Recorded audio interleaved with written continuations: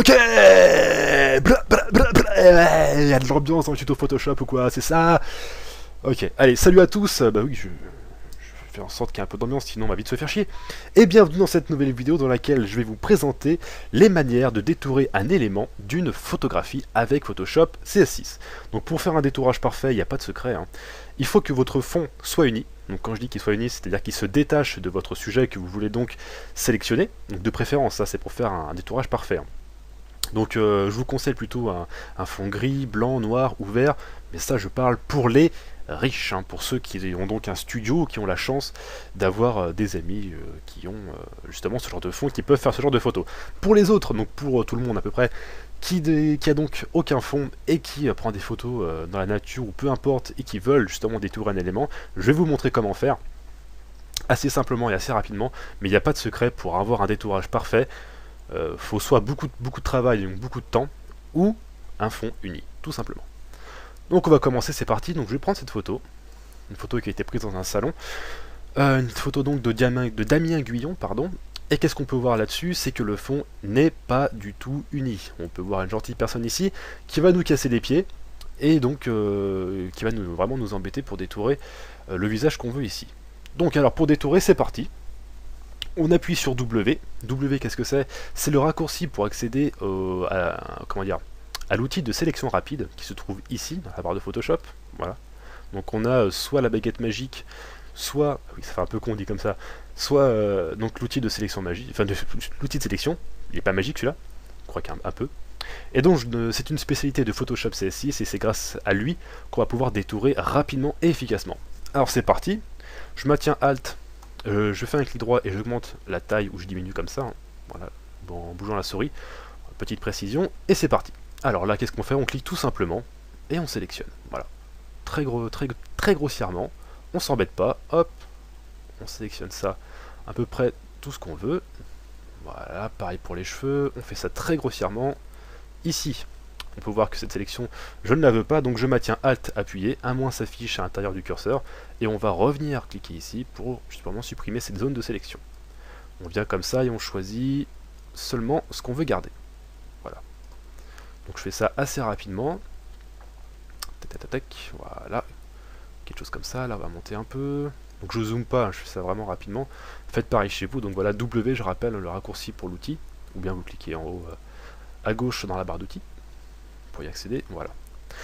Donc voilà, notre sélection grossière est faite, donc on va encore faire je vais encore faire 2-3 modifications, juste supprimer cette zone, donc je maintiens Alt appuyé, et donc je clique dessus et ça m'enlève cette zone lors de la sélection, et on sélectionne pas s'en occuper ici, je vais faire ça assez rapidement, hein, pour vous montrer la méthode, donc voilà.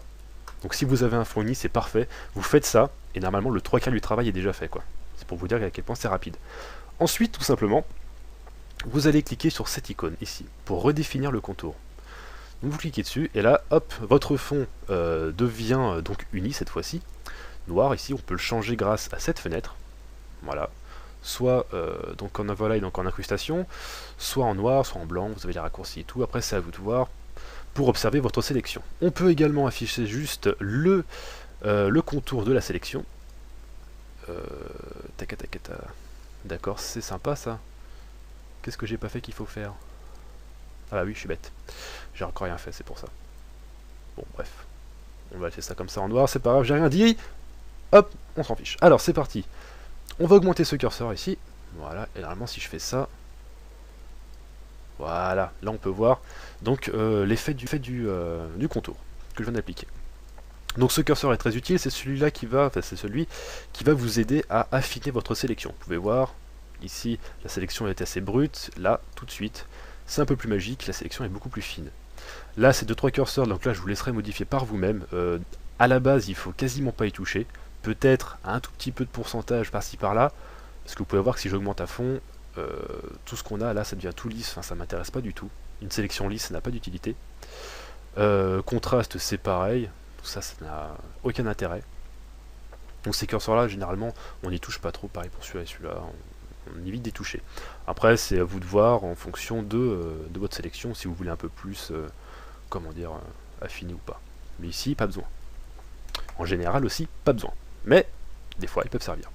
Ici, c'est pour affiner encore plus donc les contours. de façon intelligente, on peut voir. Donc je vous conseille souvent de cocher cette case pour avoir une meilleure sélection. Après c'est à vous de voir, c'est pas non plus tout le temps nécessaire. Grâce à cet outil, qu'on peut voir ici, donc là je viens de cliquer dessus, on va pouvoir encore plus affiner notre sélection. Alors c'est parti, on le sélectionne, toujours pareil, Alt, clic droit et on bouge pour diminuer ou augmenter.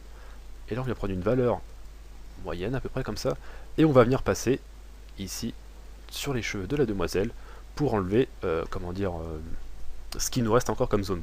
On peut voir qu'il y a du gris encore un peu ici, donc on va l'enlever grâce à cet outil. Par contre il marche pas partout, vous voyez qu'ici ça ne fonctionnera que moyen. Ça marche très bien pour les cheveux, autrement c'est très bof. Donc voilà, on vient passer, là vous voyez que j'ai une petite erreur. Donc, je fais tout simplement CTRL Z pour revenir en arrière. Voilà, je parle rapidement, je suis désolé, mais j'essaie d'être assez rapide, assez concis dans cette vidéo pour pas que ça dure 3 heures. De toute façon, une fois qu'on a compris le système, c'est très simple, vous voyez. Voilà, on vient comme ça. Là ça me plaît pas, hop, je reviens en arrière, CTRL Z, et j'essaye de trouver quelque chose de sympa. Voilà, si je vais essayer d'affiner, là c'est pareil. Alors, là ça va être l'endroit le plus compliqué de la vidéo. Pourquoi? Parce que le fond n'est pas uni, et en plus, ces cheveux sont assez flous, sont assez floutés. Donc le flou et un fond de couleurs différentes va vraiment nous embêter lors d'une sélection. Donc ici, je vais essayer de faire quelque chose de pas trop mal, mais ça peut s'avérer très compliqué comme vous pouvez le voir. Donc voilà, c'est pour ça qu'une sélection parfaite vaut mieux avoir un fond uni, sinon on peut vite péter un plomb. Je vais arrêter de dire un fond uni parce que sinon ça va être la folie niveau répétition quoi. Donc voilà, on affine comme ça très rapidement. Donc on peut voir déjà que c'est pas si mal comme sélection, ça reste toujours un peu dégueulasse ici, mais on va ranger ça par la suite. Donc on clique sur OK. Avant de cliquer sur OK, là vous allez sortir cette sélection avec un masque de fusion, en prenant Layer Mask, si vous l'avez en anglais aussi, Photoshop CS6 ou pas. Donc moi hop, je prends ici donc masque de fusion et j'appuie sur OK pour valider. Ici, donc on garde notre même sélection et un masque de fusion vient de s'ajouter. Et grâce à celui-ci, on va pouvoir encore plus affiner donc notre sélection. Youhou! Alors, on appuie sur B. B est le raccourci pour l'outil Brush. Et on va venir dans son menu ici. Donc j'avais dit que j'en parlerai un jour dans mon tuto de Brush. Bah voilà, on y vient. Hein. Il va nous servir ici, ce petit menu. Et là, on va sélectionner Overlay, donc incrustation. Hop là. Et en fait, celui-ci va nous permettre justement d'enlever toutes ces petites taches noires qu'on peut voir ici, très disgracieuses. Donc on sélectionne bien le masque de fusion, on fait bien attention qu'on est bien dessus. Donc on clique, hein, voilà. Et on passe comme ça, très rapidement, sur les points noirs. Vous voyez, tout de suite ça disparaît, et ça devient beaucoup plus sympa. Voilà, pareil ici, voilà, juste un passage. Hein. N'exagérez pas, sinon ça va faire un petit granulé, et ça risque d'être pas beau du tout. Vous voyez ici, par exemple, la peau s'enlève. Donc tout simplement, vous reprenez l'outil Brush, donc appuyez sur B, vous appuyez sur X pour intervertir les deux couleurs ici, voilà, vous mettez en normal, hop, et vous appliquez sur votre photo pour revenir à l'état normal, tout simplement.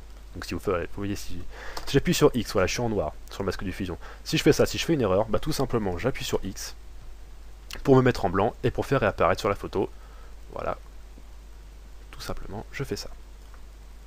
Je remets en X, voilà. Bon, c'est déjà pas si mal. Alors ici c'est le seul problème de la photo.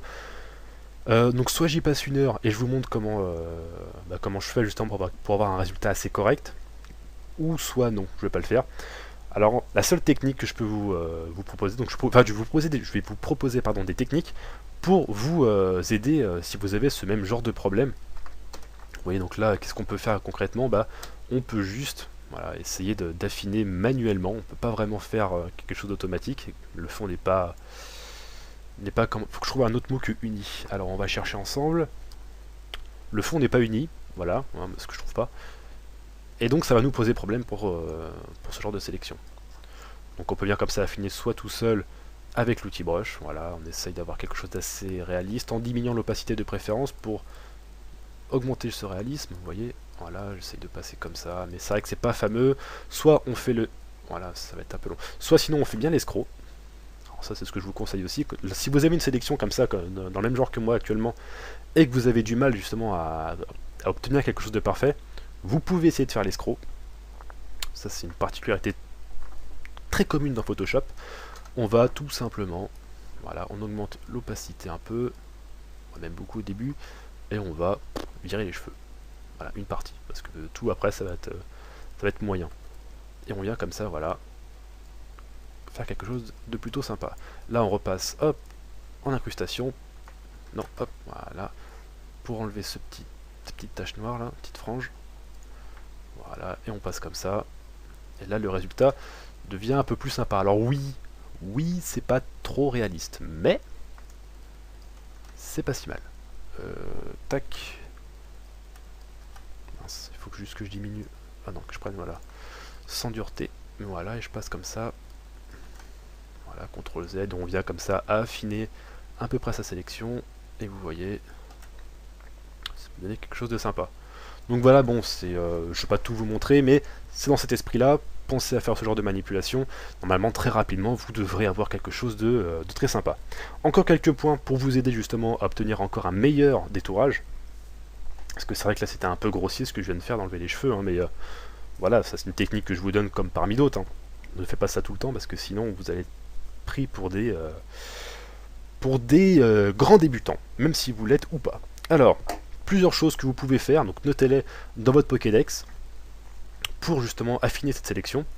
Donc, enlever le cache noir. Alors, tout simplement, vous allez dans Layer, hop, voilà, dans Mating, et vous avez ici plusieurs options qui vous permettront d'enlever toute cette petite, cette petite frange noire que je n'ai pas ici, moi, et qu'on peut avoir en cliquant ici, donc ici, Remove Black Mate, qui vous permettra donc d'enlever le cache noir, ouais c'est ça, soit Defringe, qui vous permettra donc de supprimer la frange aussi. Donc c'est la frange, qu'est-ce que c'est? C'est une petite, une petite lueur sombre, noire on va dire, qui peut se mettre sur le contour de votre sélection, tout simplement. Donc vous pouvez cliquer ici et fixer une valeur entre 1 et 2 pixels, toujours, hein, ne soyez pas trop gourmand.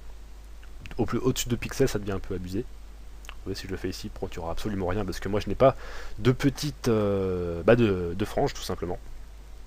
Et encore un dernier truc, pas trop mal du tout.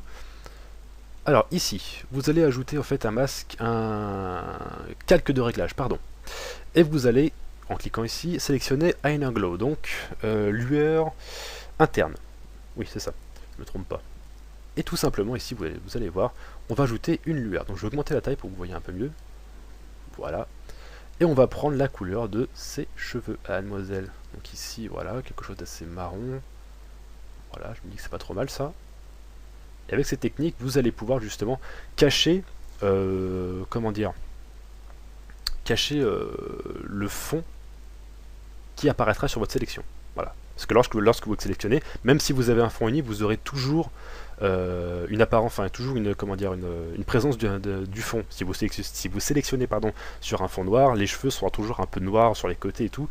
Donc avec cette technique, vous pouvez enlever justement ce genre de choses. Mais par contre, la seule chose négative de cette technique, je vais augmenter bien l'opacité pour qu'on on voit bien.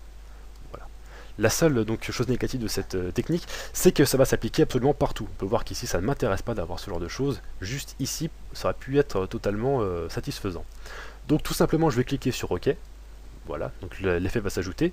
Mais je vais séparer, je vais faire de ce calque de réglage un calque tout court. Pour ce faire, on va dans le menu, on va dans Layer, donc dans Calque, Layer Style, et on va créer un nouveau calque, ici. Et vous voyez, l'effet qu'on a rajouté vient s'insérer en tant que calque. Et qu'est-ce que ça va nous permettre de faire? Tout simplement, ça va nous permettre de créer un masque de fusion en cliquant ici. Voilà, et donc d'appliquer les zones d'effet là où on veut. Donc je vais prendre donc la couleur noire, parce que mon calque est blanc ici. Donc pour effacer, c'est le noir. L'outil brush, donc appuyez sur B, et vous allez comme ça venir passer sur votre photo là où vous ne voulez pas que votre que votre réglage s'affiche. Donc moi c'est partout ici, là c'est pareil en bas sur les vêtements, ça ne m'intéresse pas. Voilà, quelque chose comme ça. Et là on peut voir avant après. On voit bien que l'effet ne s'applique que sur cette zone-ci. Voilà. Donc voilà ce que je pouvais dire pour les méthodes de sélection rapide. Donc, hop, je vais quitter ça et je vais prendre un autre cliché. Voilà. Donc ici, on va sélectionner ce petit bonhomme et je vais vous apprendre en même temps à l'enlever. Donc la même méthode que précédemment, on appuie sur W, donc je reste appuyé sur Alt et clic droit et je peux ça modifier le curseur. Voilà, petit curseur comme ça, et voilà, je viens sélectionner très rapidement, et hop, comme ça, tac, on se pose pas de questions, c'est très rapide, c'est du travail de bourrin, mais ça marche. Hop, avec l'outil Z, je reste appuyé sur Alt, je fais un clic gauche et je zoome, je diminue comme ça, hop, reviens-toi. Ma sélection, très rapidement, on s'embête pas trop, ok, ok, en même temps je vais arrêter de parler un peu, ça fera une petite pause pour vos oreilles. Non, je déconne. Alors voilà, c'est bon. On a quelque chose de plutôt sympa. Encore ici peut-être. Voilà, là je vais même tout sélectionner, je vais pas m'embêter. Voilà. Donc normalement il faudra que je passe tout doucement avec mon... enfin en diminuant mon curseur ici pour enlever cette zone, mais ici je vais pas m'en occuper, j'ai pas envie. Hop, j'appuie sur W. Là je vais cliquer sur cette icône, donc redéfinir l'angle. Je vais augmenter la valeur du rayon ici pour affiner la sélection. Vous pouvez voir que c'est plutôt pas mal. Voilà, là ça me satisfait. Hop. Là c'est parfait. Hop, il y a encore un petit détail là. Le petit poisson qui n'a pas été sélectionné. Voilà. Hop, je redéfinis encore. C'est parfait. Là ça me plaît. Je me dis, allez hop, je vais garder ça. Et ben voilà, tout simplement. Hop, CTRL-C, CTRL-C, CTRL-N. Ok, hop, CTRL-V. On vient de sélectionner notre super plongeur. Qu'on peut d'ailleurs passer en parachutiste en quelques secondes. Voilà, qu'est-ce que c'est drôle, qu'est-ce qu'on se marre, c'est une super boutade. Alors voilà pour la chose. Ensuite, pour finir cette vidéo, je vais vous montrer comment supprimer donc ce joli parachutiste. Tout simplement, vous allez faire Shift, retour arrière, donc Backspace, une fois que vous avez sélectionné bien sûr hein, votre personnage que vous voulez supprimer. Voilà. Et dans le pop-up qui apparaît, ici dans le menu Use, vous allez sélectionner Content Aware. Et vous allez appliquer sur OK. Là, Photoshop va faire un petit calcul et va tout simplement nous supprimer notre élément très rapidement. CTRL D pour désélectionner, et voilà. Qu'est-ce qu'on peut voir déjà? Alors, je m'y attendais bien sûr je m'en doutais. Le seul défaut ici, c'est qu'il reste encore une trace de notre super acrobate. Et bien en fait, tout simplement, on va faire CTRL C, CTRL ALT C pour revenir encore en arrière. CTRL D, non pas CTRL D du tout. Faut pas désélectionner. Et en fait, on va tout simplement augmenter notre sélection pour qu'il n'y ait plus de contours. Donc on va dans Select, Modifier, et on va faire Expand, d'environ 5 pixels. Et là vous allez voir, quand je vais cliquer sur OK, ma sélection va s'étendre quelque peu. Voilà. Là je fais même manipulation, donc Shift, retour arrière. Voilà. Le menu Remplir apparaît. On resélectionne donc Content Aware qui est déjà sélectionné ici. On appuie sur OK. Photoshop refait son calcul, mais maintenant ici notre acrobate va être supprimé. CTRL D pour désélectionner. On peut voir qu'il n'y a plus aucune trace de ce monsieur. Alors on peut revenir après aux méthodes classiques pour donc affiner notre comment dire je sais pas combien, notre suppression, voilà. Avec l'outil tampon, donc on appuie sur S tout simplement. Avec Alt, on va sélectionner, avec le clic droit ici, on reste appuyé sur Alt, on va sélectionner une zone, voilà, un simple clic, et on va venir comme ça.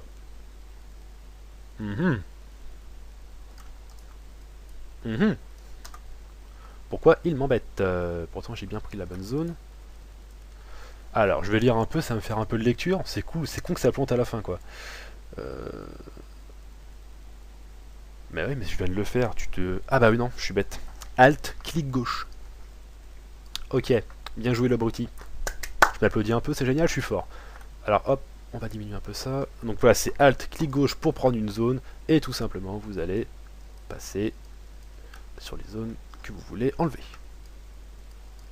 Voilà. Bon, là on peut y passer des heures, hein, mais vous pouvez faire ça aussi très rapidement. Vous diminuez un peu l'opacité de votre outil. Voilà. Vous augmentez la taille et vous passez comme un gros... Non, là c'est moche ce que je fais. En fait, c'est un peu plus fin quand même. Je suis pas un très bon exemple, mais voilà. Vous voyez, on peut passer comme ça de zone en zone. Bon, là je fais ça assez grossièrement, même très grossièrement, mais c'est la méthode qu'on peut faire. On peut appliquer. Alors on peut faire ça avec n'importe quel élément, vous voyez par exemple ici aussi, hop, avec l'outil W, je vais prendre l'outil sélection rapide, je vais sélectionner ça très rapidement, voilà, même pas d'occuper du contour ni rien, hop, hop, hop, hop là. Pareil, Shift Backspace, Content Aware, hop, c'est parti, petit calcul, et l'élément va être supprimé. Voilà. Alors c'est pas de la magie, hein, mais ça marche plutôt très bien. Alors en fait comment ça marche, voilà, le point culture.